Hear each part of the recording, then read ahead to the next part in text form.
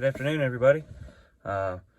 It's still morning as I'm recording this, but it's most likely going to go up and it'll be on my channel this afternoon. So, good afternoon. This is day 10 of a daily devotional for men. I'm reading from the Pocket Bible. You can pick this up on Amazon. I've got a link for it on my page. While you're there on my page, check out the other videos that I've got if you haven't already. I've got about 9 other videos up so far, and of course, if you watch this one after I've already posted more, then there'll be future ones as well. Check them out. Hit that subscribe button while you're there, and you'll get notified every time a new video comes up. Depending on how you have your settings, it can just be when you open YouTube. It'll just show you that I've got new videos. So that way, it's not dinging your phone or nothing. But the title of this video is Spiritual Authority. The author writes, God has full authority in heaven and on earth, yet he shares his power with people in leadership positions. Authority, according to the Bible, when given to people, is never bossy or authoritarian. The Lord's leaders serve others with their spiritual gifts. They shift the spotlight to Jesus, where our focus needs to be. They use their authority to uplift the weak, lonely, and outcast, and they serve while they lead. So, starting with the first passage here, Matthew 9, verse 6. But I want you to know that the Son of Man has authority on earth to forgive sins. So, Jesus comes to a paralyzed man in this passage, and the first thing he does is forgive him of his sins. The Jews that were there didn't believe he had the authority to do so. So much so that they called him blasphemous. So Jesus heals the man. It says, arise, roll up your bed and walk. And the man does so. So he's saying what's easier, to forgive sins or to heal a man that cannot walk, and he walks again. So he's using the healing to prove his authority to forgive sins, that, he's the Son of God. The second passage is the next chapter over, chapter 10, verse 1 in Matthew. Jesus called his 12 disciples to him and gave them authority to drive out impure spirits and to heal every disease and sickness. So here Jesus sends out the 12 disciples to tell first the house of Israel, the kingdom of heaven is at hand, and he gives them the ability to work miracles and heal diseases and sicknesses, to prove the authority has been given to them by the Lord to give that message. The third passage is Mark chapter 1, verse 22. The people were amazed at his teaching, for he taught with real authority, quite unlike the teachers of religious law. So the Jews preached from the scripture as the writings are the authority of God, which the law that God provided was the authority.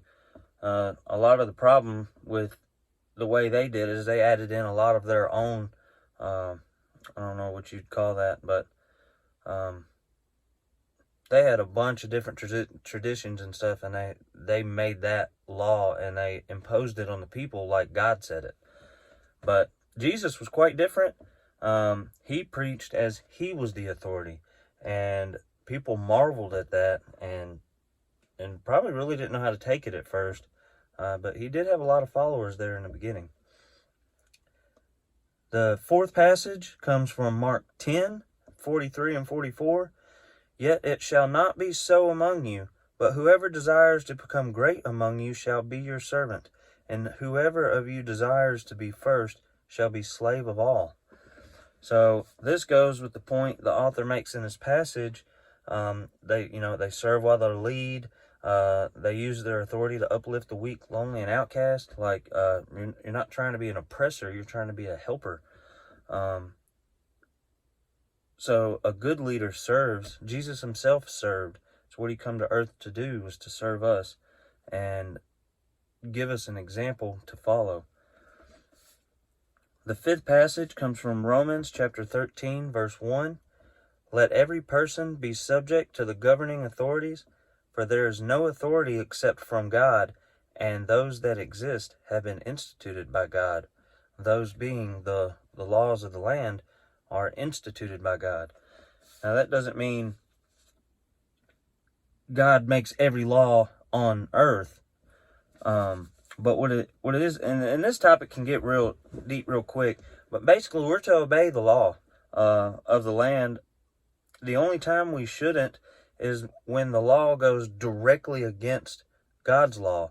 And then you have to uphold God's law, but you still don't be, combative and all that. You just do God's law. And if you get persecuted for it, then you're doing it in the name of Christ.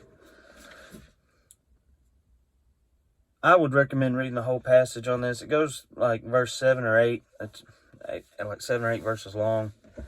But there's other scriptures as well. As a matter of fact, the last scripture here in this devotional is from 1 Peter chapter 2, verse 13. So Paul wrote the last one. Peter writes this one. For the Lord's sake, submit to all human authority, whether the king as head of state. Really, they needed to include the next verse there. I did not write it down. But the next section of Scripture also follows the same thought, or this section of Scripture. The idea is that government is flawed, but ultimately it seeks to punish evil. Like, you don't have laws out there uplifting evil and punishing the good. Obviously, there's some exceptions to that, and I would suggest a much deeper study into this to get a better understanding. Almost any government that tries to be evil falls. So, like I said, that topic can get, there's probably books and books and videos on this topic. I would suggest doing a little more research.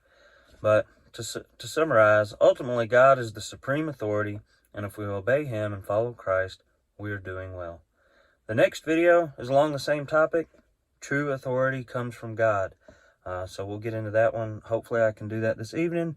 If not, we'll try not to hit the snooze button so many times and get it out in the morning. But thank you guys. Make sure you hit that like button, and definitely leave some comments for me on this. Like I said, this topic gets real deep, and there's probably somebody who's got a whole lot more information on it than I do. So any of your thoughts and comments and tips are all welcome. Thank you.